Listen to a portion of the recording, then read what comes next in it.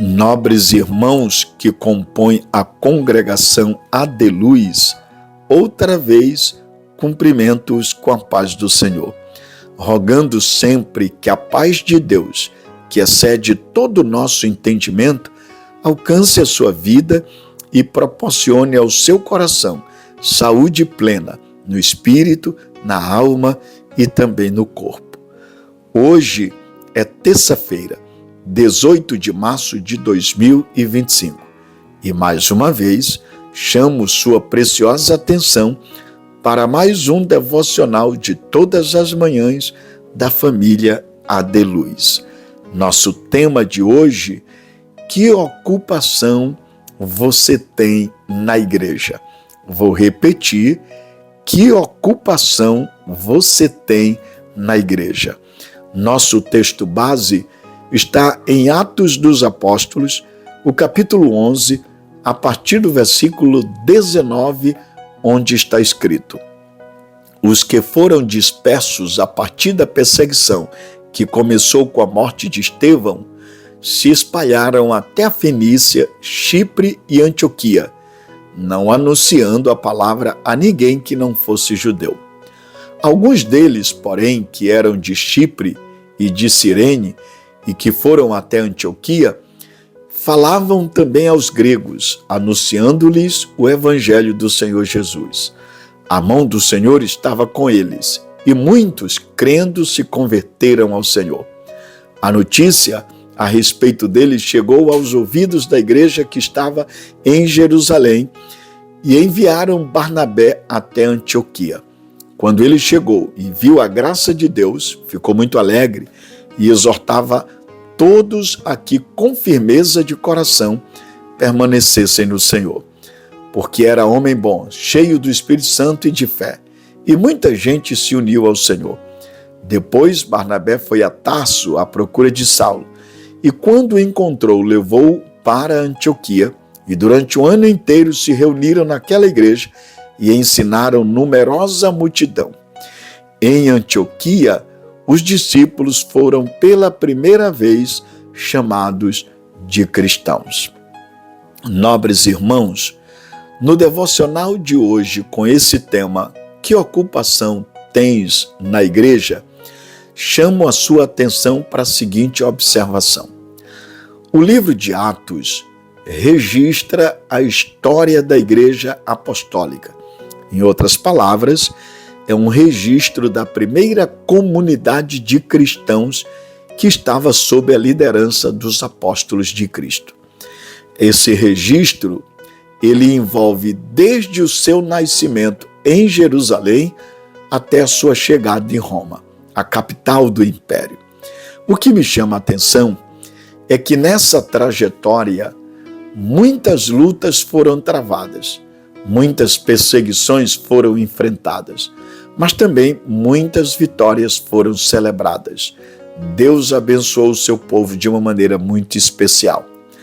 Mas quando chegamos no capítulo 11 de Atos, especialmente a partir dos versículos 1 ao 26, percebemos que o autor do livro, o evangelista Lucas, relata o testemunho de Pedro aos irmãos da igreja de Jerusalém, mostrando como Deus havia aberto a porta do evangelho aos gentios.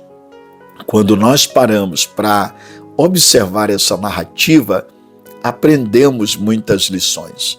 Aliás, sobre esse aspecto, o grande comentador expositivo, o Wisby, falando a respeito, diz que esse relato, ele nos enseja algumas preciosas lições. E são a respeito dessas lições que eu vou compartilhar com os irmãos.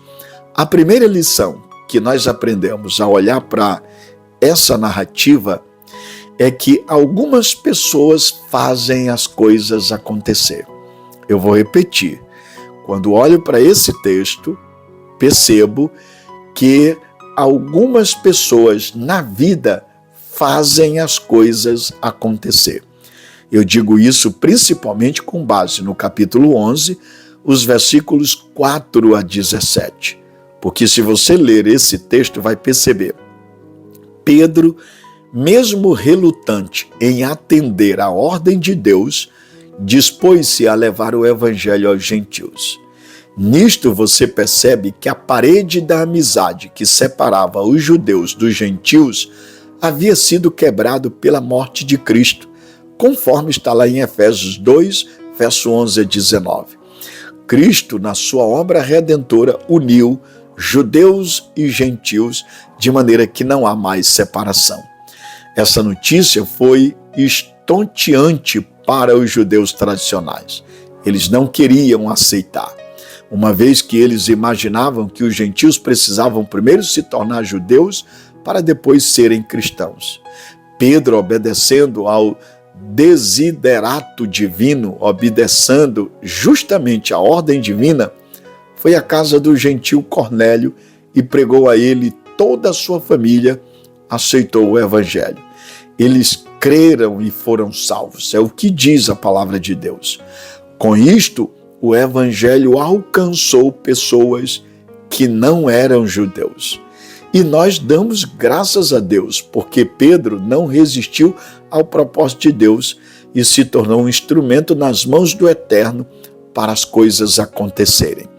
Por isso estou dizendo, quando olho para essa narrativa de Atos 11, verso 4 a 17, aprendo, na vida existem aquelas pessoas que fazem as coisas acontecerem. A minha pergunta, você é desse tipo que contribui, coopera, age, faz e toma atitudes que fazem as coisas acontecer? Por isso a minha pergunta, que ocupação você tem na igreja? Você é uma daquelas que não espera ser mandado e nem receber ordem, mas faz porque percebe que é necessário? Nós precisamos de pessoas que estejam dispostas a contribuir com o reino e a fazer as coisas acontecerem, independente de serem determinadas, mas por compreenderem que a necessidade precisa de pessoas assim. Portanto, quando olho para esse texto, essa é a primeira lição. Há pessoas que fazem as coisas acontecerem. Mas, em segundo lugar, existem aquelas pessoas que escutam que as coisas acontecem. Eu vou repetir. Existem aquelas pessoas que apenas escutam que as coisas acontecem. Isso é o que diz Atos capítulo 11, especificamente o versículo 1, porque se você observar, diz que chegou ao conhecimento dos apóstolos e dos irmãos que estavam na Judéia, que também os gentios haviam recebido a palavra de Deus. Ou seja, eles apenas escutaram o que estava acontecendo. Nesse particular, eu devo dizer, é importante compreender que chegou ao conhecimento dos apóstolos e dos irmãos que estavam na Judéia que os gentios haviam recebido a palavra de Deus. Arguiram a Pedro sobre o seu procedimento e exigiram explicações pelo fato de ele ter entrado na casa de gentios incircuncisos e até ter comido com eles. Essas pessoas dão mais valor à tradição religiosa do que as pessoas. Dão mais valor à tradição do que o evangelho. Dão mais valor às tradições do que os princípios. Pedro vai na contramão.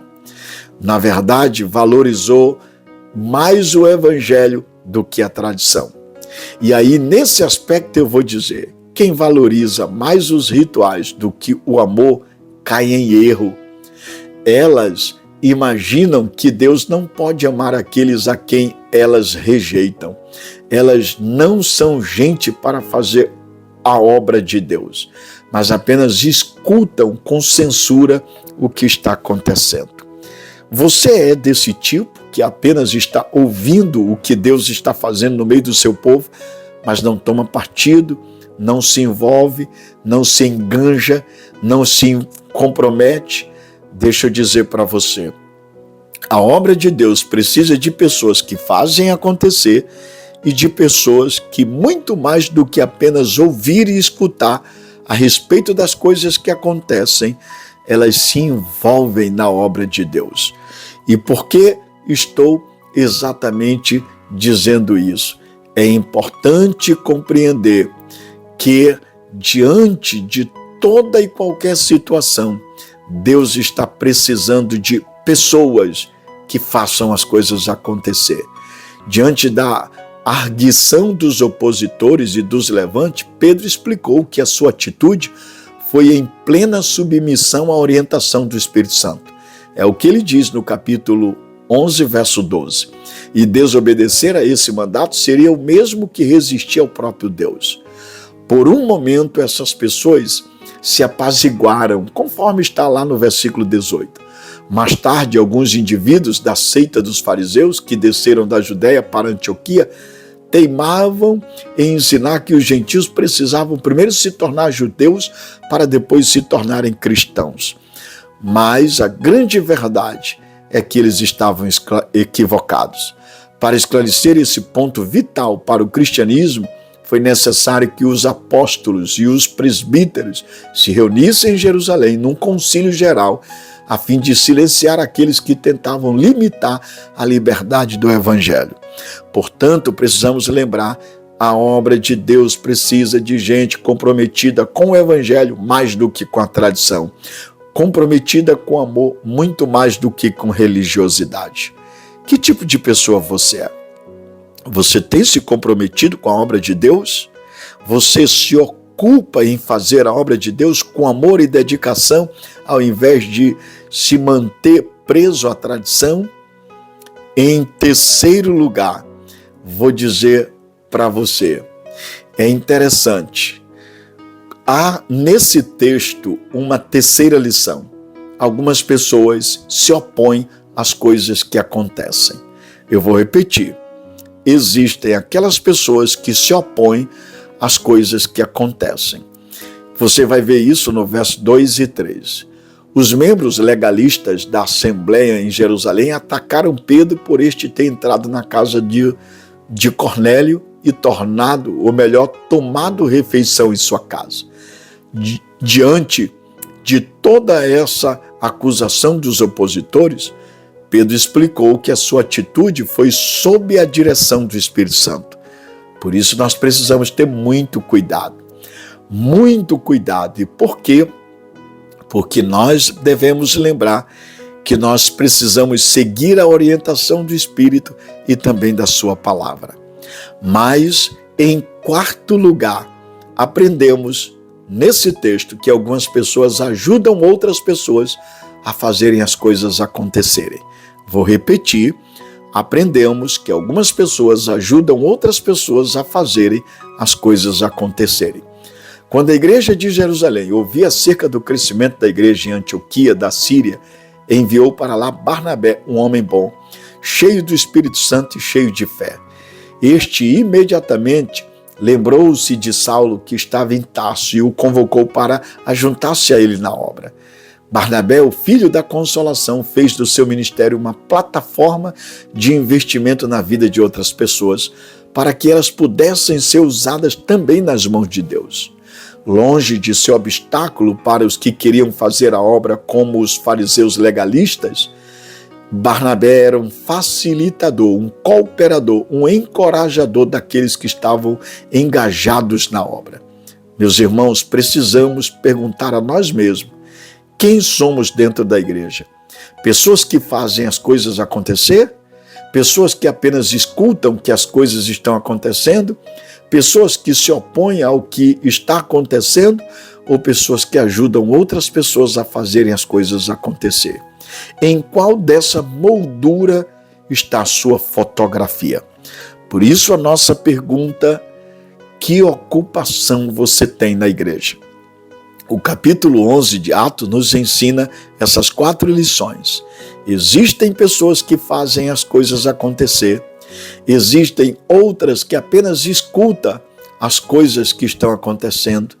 Existem pessoas que se opõem contra as coisas que estão acontecendo, mas há aquelas que ajudam as pessoas a fazerem as coisas acontecerem. Que você seja pessoa comprometida com o reino e com a obra. Que o eterno Deus te cubra com toda sorte de bênção, hoje e sempre. Amém.